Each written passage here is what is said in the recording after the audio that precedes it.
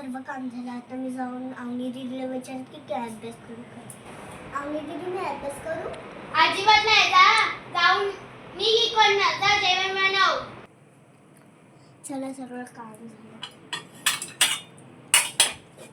आता गपचूप जाऊन अभ्यास करते. काय करते? ते दिवस सगळी घरातली कामं सांगणार, तुझ्या बहिणीला नाही काय सांगायचं. आत्ताच सांगते. अभ्यास करून काय करणार आहेस?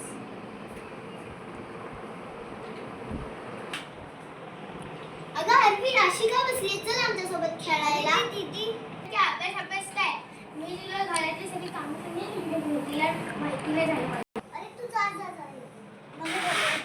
ठीक आहे. वाव दीदी, तू पण टीव्हीवर केवढा चांगला दिसते. मला पण पाहिजे तसा. चल आपण घ्यायला जाऊ. मी लोक काय करतात? चल आपण खेळायला जाऊ. खूप चल जाऊया. चल. थांबा भाड्या, मी 2 मिनिटात आले. आधी ये तर किचन मध्ये. तुला मी बोलली ना, आमच्या तिघांमध्ये यायचं नाही, करून कशाला येतेस? हो, मग दीदी आरवीला मारते म्हणून आरवी आमच्यामध्ये खेळायला येत नाही. मी काव्याला दीदीला सांगते. काव्य दीदी तुला माहिती का, दीदीला आरवीला मारते म्हणून आरवी आपल्याकडे खेळायला येते. काय? हो, ते बघितलं. हा, बघूया. हा चल. चला. तू या.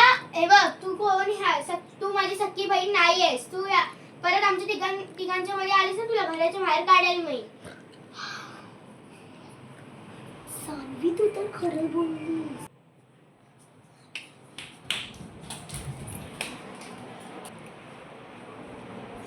बाळा, मी 2 मिनिटं बाहेर चालले, मी जाऊन येते. हा, ठीक आहे. सानवी, हा चांगला मुख आहे. चला. दीदी गेली बाहेर. चल. आरवी, खरं सांग, आमची दीदी तुला मारते आणि काम करायला सांगते ना?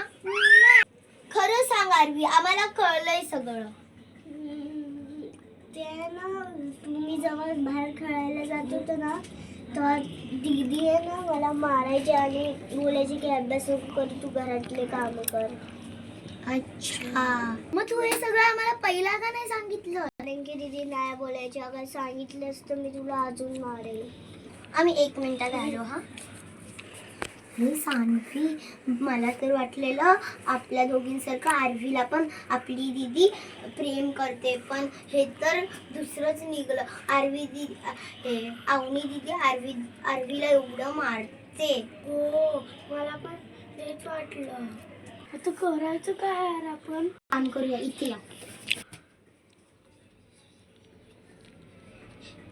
ठीक आहे.